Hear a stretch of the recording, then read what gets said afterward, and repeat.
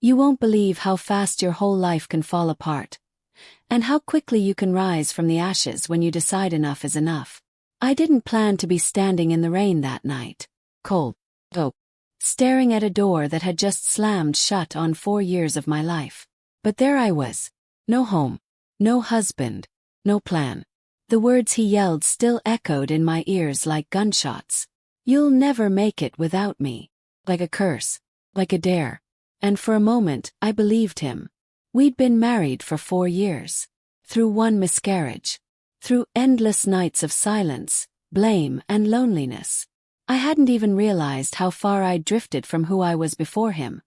How small I'd allowed myself to become. Losing the baby had shattered me. But what really crushed my spirit was the way Isaac looked at me afterward. Like I was broken. Like I was the failure. 3 weeks later I lost my job. My boss was kind but firm. The company needed results, not someone walking through life in a fog. Isaac's reaction. Not a hint of support. Can't you do anything right? He spat. That night, after the argument, after the shouting, after he threw my own words back at me like weapons. I was out. No suitcase. Just my car keys, my purse, and the storm. I didn't even know where I was going. I just drove. Somehow, I ended up at a crummy motel on the edge of town. It reeked of old smoke and bad decisions. I sat there, still in my wet clothes, staring at my phone like it might save me. But who could I call?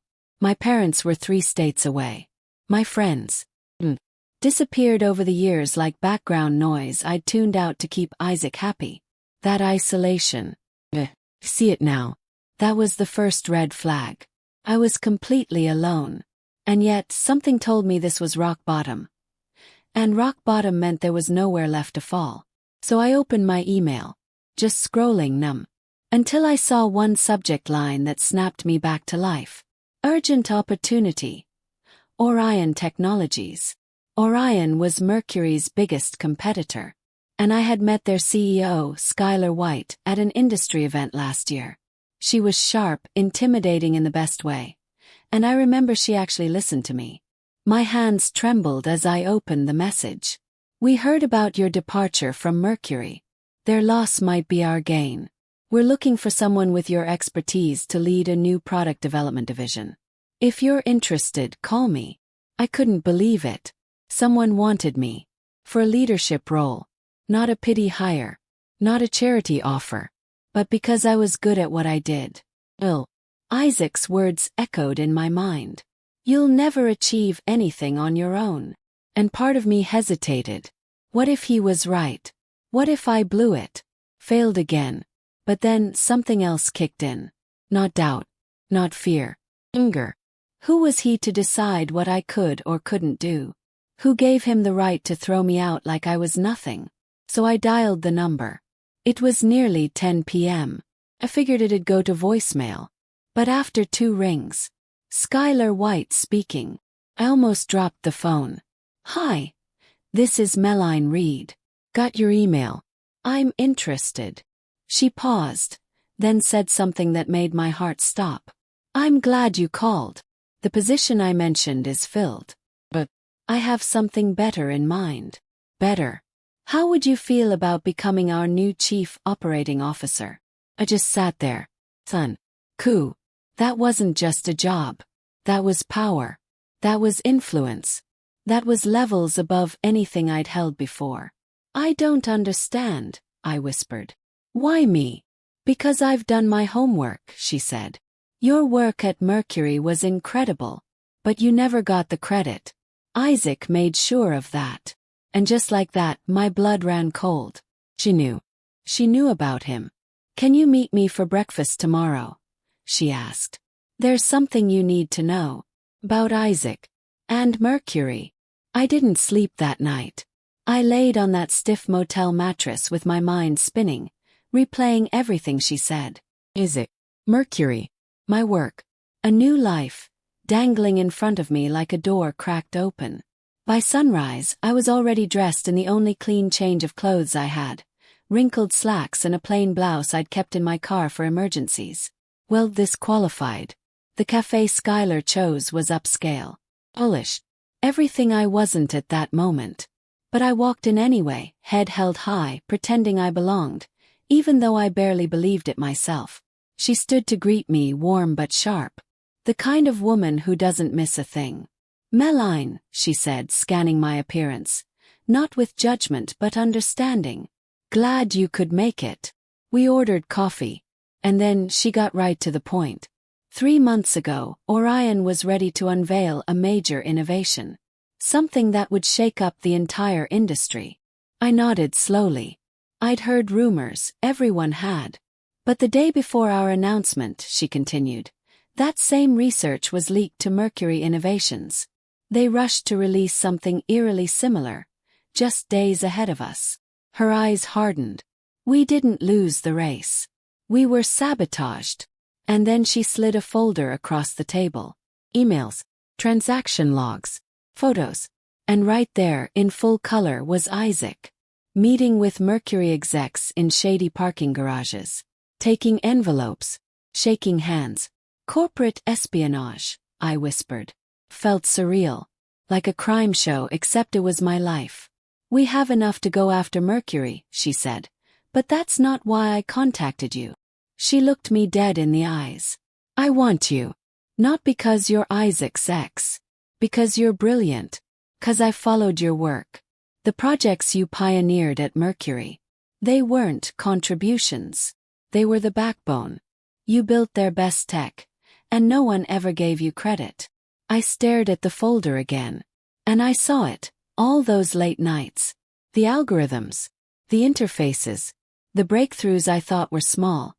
But they weren't. They were everything. Isaac had stolen my work. And used it to build his career. I felt the anger rise again, hot, sharp, and focused. "What are you offering?"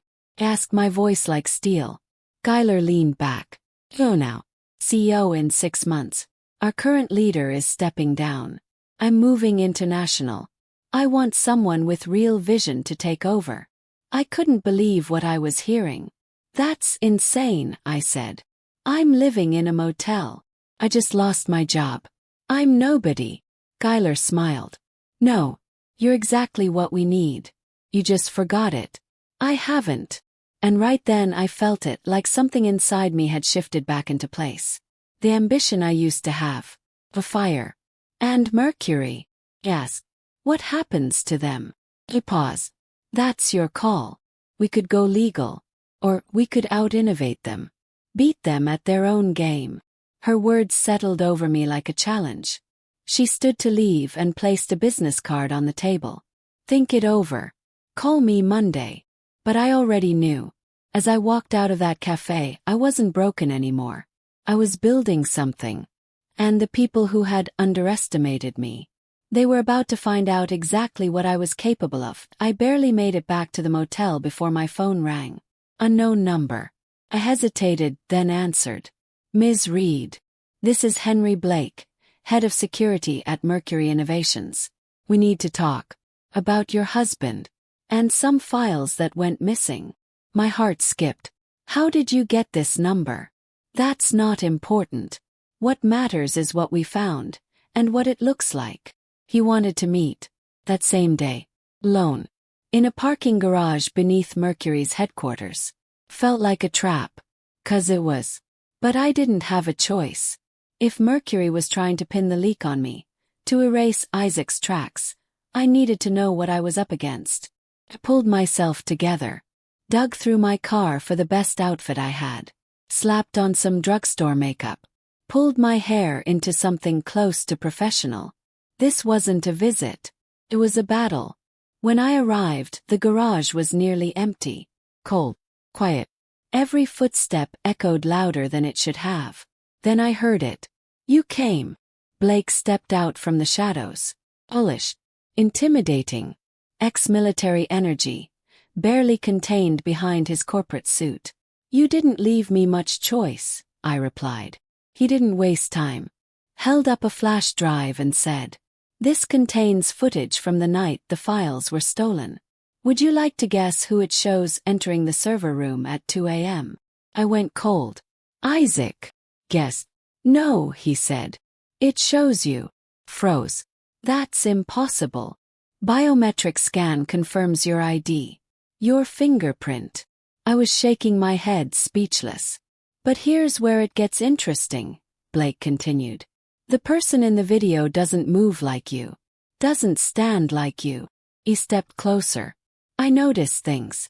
Like how Isaac started wearing his wife's access card on his wrist, right around the same time the breach occurred.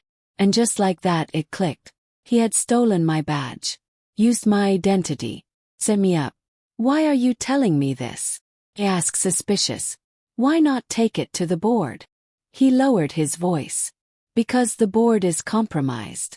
Keo, Preston and Isaac are too close. Every time I get close, my evidence disappears. Felt sick. He wasn't just here to warn me. He needed me. What do you want from me? I asked. You've joined Orion. But that gives us leverage. I need you to be a second set of eyes. Get me evidence from their side. Anything that proves Mercury stole Orion's research. I stared at him. You want me to be a double agent. I want justice, he said. And to keep you from becoming the fall girl. 'Cause right now, you're the prime suspect. And then he handed me a burner phone. Call me when you've made your decision. You have until Monday. That's when an anonymous tip will go to the FBI. Unless we stop this first. He walked away without waiting for a response. And I just stood there, holding a phone that might decide the rest of my life. Because suddenly it wasn't just about rebuilding anymore. It was about survival. I sat in my car for what felt like hours after Blake left. His words still bouncing around in my head. FBI. Full girl. Double agent. This wasn't just personal anymore, it was war. And I wasn't about to walk into battle without my own terms. So I called Skylar. I'm in, I told her. But I have conditions. She didn't even flinch. I'm listening. First, I said. I want full transparency. No secrets about the FBI, your investigation, none of it. If I'm risking my name, I need the full picture. She hesitated. You've been talking to someone at Mercury. I didn't answer that. Second, I want to move up the CEO transition. 3 months. Not 6. Another pause. Fine. Prove yourself. It's yours. Third, I said. I want to handpick my team. No politics. No red tape. I want people I trust. We'll talk at 10 a.m. tomorrow, she said. My office. That night I didn't sleep. Again. But not from fear this time. From focus. I made a list. The smartest people I'd worked with. The ones Isaac always ignored. The ones who deserved better. This wasn't just a comeback. This was a takeover. By morning, I was walking through Orion's sleek headquarters like I'd been there for years. Skylar greeted me personally, polished as ever. You look different, she said. I feel different. And I did. We sat down and hashed it all out. I pushed harder. Eventually I got everything I asked for. Team. Proved. Timeline. Tightened. Access to the investigation. Granted, eventually after some resistance. I even had an office. Title. Seat at the table. But I didn't stop there. I started digging. Watching. Listening. Because I didn't trust Skylar. Not fully. Not after what I'd seen in that folder Blake gave me. And sure enough, later that night I found it. Hidden on my Orion phone, in a folder marked Internal Only. A transcript. Skylar White. The Reed situation, she's too loyal to approach directly. Operative. Marriage is strained. Husband seems open. Skylar. Perfect. Use the pressure point. Operative. And if she gets hurt? Skylar. Unfortunate. But acceptable. That's when it hit me. They didn't recruit me. They targeted me. They used my pain. My grief. My marriage as leverage. I wasn't a key player. I was a calculated risk. Collateral damage. And Skylar. She wasn't just after justice. She was playing the same dirty game Isaac played. Just better. But that was her mistake. Because she thought I was still that woman in the rain. Broken. Lone. Easy to move around the board. What she didn't know. I wasn't a piece anymore. I was about to become the one flipping the whole table. The next morning, I dressed like the future. A navy blue suit, crisp white shirt, confidence sharp enough to slice through glass. I walked into Orion like I already owned the place. Because soon enough I would. But I wasn't just thinking about Orion anymore. I was thinking about both of them, Skylar and Isaac. Two master manipulators. Both trying to use me. Too bad for them. I'd learned from the best. And now I was rewriting the rules. At precisely 9 a.m., Orion's press release went live. Meline Reed appointed Chief Operating Officer of Orion Technologies, with path to CEO. It hit the industry like a lightning bolt. Phones buzzed. Emails flew. Comment sections exploded.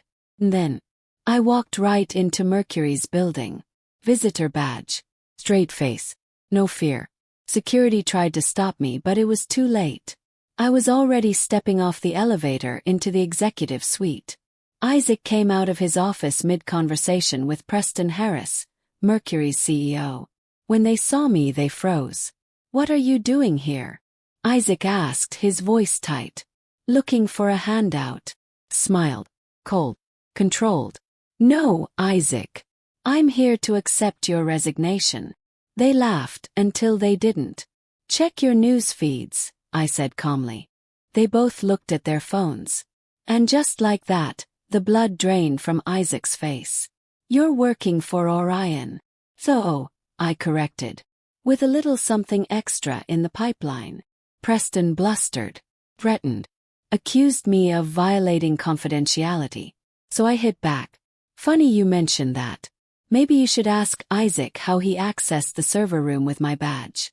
Or where he met Mercury execs with stolen files. Or where the security footage is. The footage your own team buried." Preston's jaw tightened. "This is a setup." "No," I said. "This is justice." Right then the elevator chimed. Two federal agents stepped out, flanked by Henry Blake. "Mr. Harris." "Mr. Reed," Blake said calmly. "These gentlemen have a few questions about the data breach." Isaac turned to me, eyes wild. "You set this up." "No, Isaac," I whispered. "You did. I just made sure it ended the right way." They led him away, handcuffed in silence. Preston followed, sputtering like a politician caught red-handed. As they disappeared, Blake approached. "Bold move," he said. "Strategic," I corrected. Then he leaned in. "Just be careful with Skylar. She's not where your story ends. She's just the next test." I nodded, not surprised. Because after everything, I knew Skylar wasn't done playing games. And neither was I. Back at Orion, everything was already in motion. The press. The industry buzz. Power shift. I stepped into Skylar's office and shut the door behind me. She looked up from her phone, expression unreadable. "That was dramatic," she said. "It was necessary," I replied. She studied me like she was seeing me for the first time. Not as a weapon. Not as a risk. But as someone she could no longer control. "You did well," she said slowly. "The board's impressed. Especially with how you handled Mercury's little implosion." "I'm not interested in impressing anyone," I replied. "I'm here to lead. On my terms." She nodded once. A silent acknowledgement. But I wasn't finished. "And one more thing, Skylar. Don't ever try to use me again." Her mouth opened, but I cut her off. "I found the transcript. The one where you talked about me being collateral damage." For the first time, she looked genuinely surprised. Then impressed. "You really are everything I hoped you'd be." "No," I said. "I'm more. And if you ever try to pull strings behind my back again, the FBI will find your name in their inbox next." Skylar smiled. Lowly. Like a chess master realizing her queen just got taken. "Well played. Game's not over," I said, turning to leave. "It's just beginning. And this time, I'm making the rules." 3 months flew by. I built a new R&D team from scratch. People who were overlooked. Undervalued. I gave them the same shot I never got. Orion thrived. Our innovations made headlines. We didn't just compete, we led. And when Skylar stepped down, the board's vote was unanimous. I was CEO. No drama. No press conference. Just one quiet, powerful email. Effective immediately, Meline Reed will assume the role of Chief Executive Officer of Orion Technologies. I stood in the office that once belonged to someone else and looked out over a city that had watched me fall, and now had to watch me rise. Isaac was indicted. Preston too. Their empire. One morning security buzzed my office. "There's an Isaac Reed here. No appointment." "Send him in," I said. He walked in, smaller than I remembered. Not physically, just dimmed. "Congratulations," he said. "Leo, I always knew you were smart. You told me I'd never make it without you." "I was wrong," he said, swallowing his pride. "I need your help." Character statement. Anything. They're saying 5 to 10 years. I looked at him for a long time. "What would you say for me if the roles were reversed?" He didn't answer. And that was the answer. "I'm not here to save you, Isaac. I already saved myself." He stood, eyes damp. "For what it's worth." "I'm sorry." "I know," I said. "But that doesn't change what you did." As security escorted him out, I felt nothing but peace. No rage. No regret. Just clarity. My intercom buzzed. "Your executive team is ready for the strategic planning session. I'll be right there." I paused to glance at my reflection in the glass. A woman who had once stood in the rain with nothing but a broken heart and a bag on her shoulder. Now, I was running one of the most powerful tech companies in the country. Isaac was wrong. So was Skylar. So was everyone who looked at me and saw weakness. Because I didn't just survive betrayal, I transformed through it. I didn't rise from the ashes. I built the fire. And I'm just getting started. If you've ever been underestimated, counted out, or told you couldn't rise on your own, let this be your sign.